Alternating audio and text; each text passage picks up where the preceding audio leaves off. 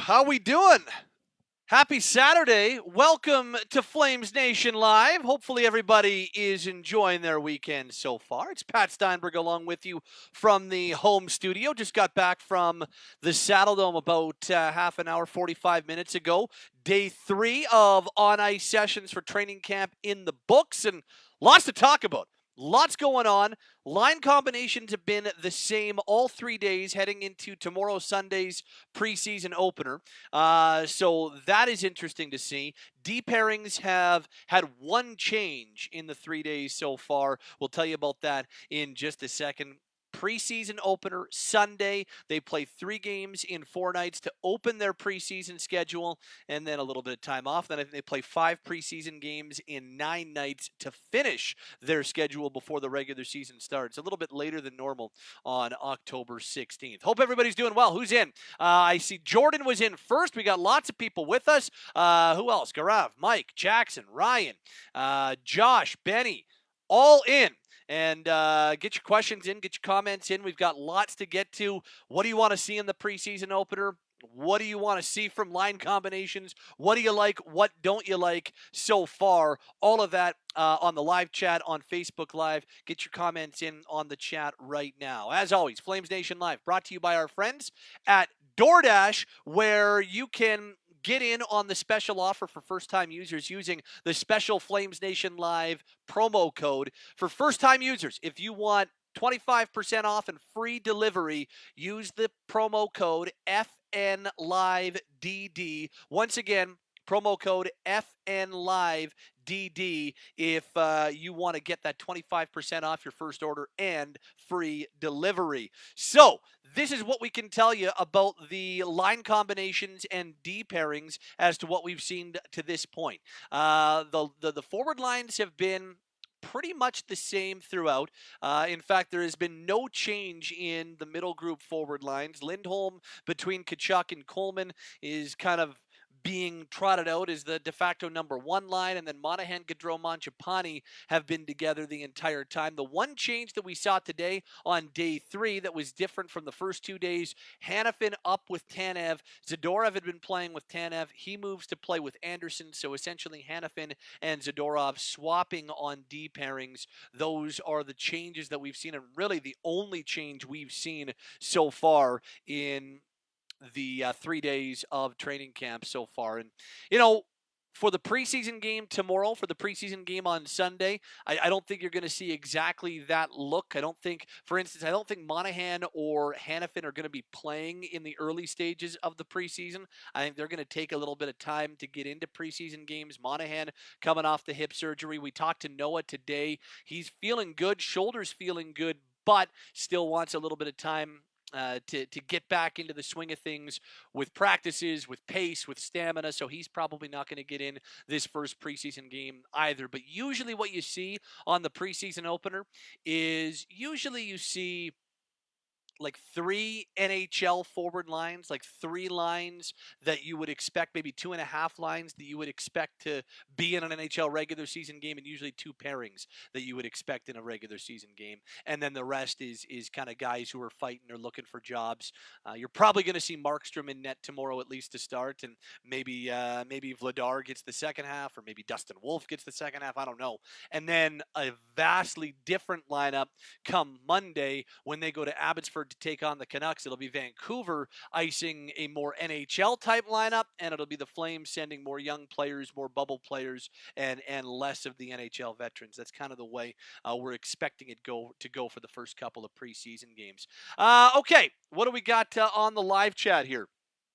Let's start with Ryan, who says Vladar presumably the backup. Yes, I think that right now we're talking about Vladar is kind of the pole setter or the clubhouse favorite, clubhouse leader when it comes to the backup position.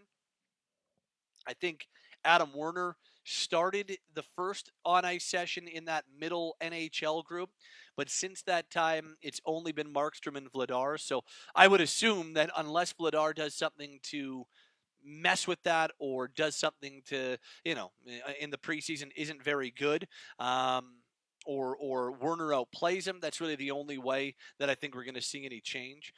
But yeah, I would suggest Vladar is your clubhouse leader for the backup position, which is interesting, guys, because we're talking about a guy who's got what 5 NHL games under his belt, and a player that is still very inexperienced as an NHL goaltender. But at the same time, you talk to the Flames, you talk to the director of goaltending, Jordan Sigalet, you talk to people in Boston where the Flames acquired Vladar from. Very, very promising player. So the Flames feel like it's his time. Now, I still think Werner and Vladar will both get time in preseason games, and I think that there's a chance that that could play itself out as a small camp battle, but I do think Vladar is right now the guy in the driver's seat for that job. What do we got here? What else we have? Somebody else says Ryan says I like the D pairings, and yeah, I think the D pairings are interesting. I'm interested to see. Like I like seeing Hanifin with Tanev. But I also like the idea of Hanifin and Anderson together, and then using Tanev to either elevate a guy like Zadorov or elevate a guy like Valimaki. I think either one of those guys you could see Chris Tanev working really well with. So, yeah, I think there's some interchangeability with those pairings right now. We've seen Valimaki play with Goodbranson for the entire camp to this point.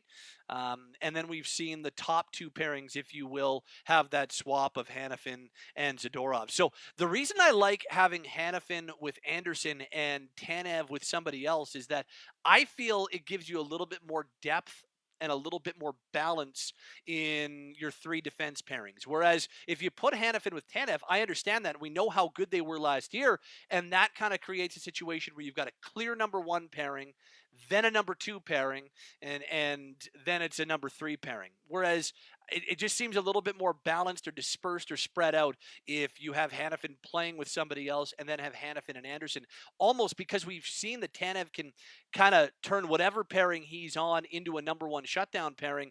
It kind of gives you 2 top pairings, the way I see it anyway. So I'm curious to see how that plays out, and I'm curious to see what the pairings look like tomorrow in the preseason game. Again, we're not expecting Hanifin to play tomorrow, so it's not going to be the perfect evaluation or the perfect preview or anything like that. What else we got here? Brad says, is scoring the biggest question mark? Yes, no doubt about it. Are they going to be able to score enough goals? Because we know that this team has done good work ever since Daryl Sutter took over in March. They've done a nice job defensively. They've done a nice job limiting chances, limiting shots, and limiting goals. So that part, I think, is solid. Are they going to be able to score enough to make that defensive side of things worth it? And it depends on a lot of things. It depends on whether or not Matthew Tkachuk bounces back in a really meaningful way. I think he will, but that's one of the determining factors. It depends whether Sean Monahan bounces back and last season was an aberration and based on the injury as opposed to declining play. So those are 2 of the things that we need to see and watch play out. If they play out in a positive way, then I think this team will be able to get the job done offensively. They may not be the highest scoring team in the NHL. I don't think the way Daryl Sutter wants them to play is going to really be conducive to them being a top NHL scoring team. But can they score enough is the big question and what we're going to be watching for. What else we got on the live chat right now? Jordan has thrown in a mock trade for Jack Eichel, Monahan, Dubé, Zeri, and a first. I don't know. I mean, I think something like that is going to be what it ends up taking to acquire a guy like Eichel. Whether or not that it's that exact deal, I don't know. But it probably would end up being something similar to that when it's all said and done. I just think it's going to take 3 young assets or 3, future assets, and then probably going to take a roster player just to make the money work, knowing that, Calgary's added to their roster and Eichel's coming in at a $10 million cap hit as it stands right now. We'll see. Mike asks, what do you think Muller brings to the team? Haven't heard much about him being involved at camp. He brings a lot of coaching experience, a lot of time behind a bench as a head coach and an assistant coach. I think that he's going to be a guy that works the power play. Some are excited to see that. Some are worried about that because there's been the last time we saw Kirk Muller run a power play, it wasn't necessarily the most successful. So I'm curious on that front. But I do like the addition. I do like the addition of Muller because he brings experience, he brings some different eyeballs, he kind of brings that associate coach vibe to Daryl Sutter's staff. So I'm interested and I'm intrigued by the ad of Kirk Muller. So that's kind of what we're talking about when it comes to an addition like that.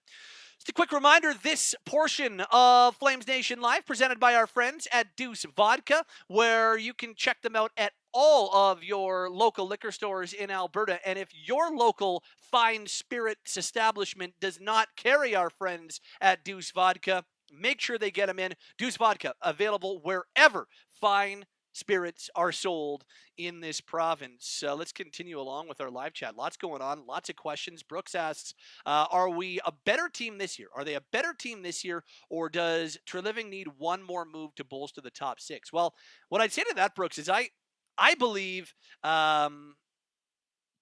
that they are better at forward by the addition of Blake Coleman. I think the addition of Coleman makes them instantly better because I think that guy is a bona fide top six forward. Is he a bona fide top liner? Maybe not, but I think his two-way game, what he does in terms of going up against top players, what he can bring with some secondary scoring, I think he's a bona fide top six player. And one of the things that I think was lacking last year was that they didn't always have they didn't always have six forwards or six top six forwards in their top six, if that makes any sense. It always felt like maybe they were one player short. And I think by adding Coleman, when you throw those two lines out with Coleman playing beside Lindholm and Tkachuk and then Gaudreau, Monahan, and Mangiapane, that to me is six top six forwards playing in the top six. There's nobody playing above their head, and there's nobody playing in a spot that wouldn't fit them, at least in my opinion. So I think they are better at forward, Brooks. I really do. Benny, which Flames young player has the best chance at making the Flames this season? I think it's Pelche. Zeri's hurt. Connor Zeri is a broken ankle, so he won't be able to take part in training camp, and that's really too bad. It's going to kind of screw up the start to his first professional season. That's really unfortunate. But I would say Pelche because I think Pelche plays the brand of hockey that will fit the way Daryl Sutter wants them to play. He's a hard worker. He's smart. He's good in the two-way game. He's a natural winger. So if there's a guy, if it was me, and I just say what young player is the best chance, yeah, for me, Benny, it would be Jacob Pelche. Jordan, not so sure about Johnny and Monahan together again, and I understand that.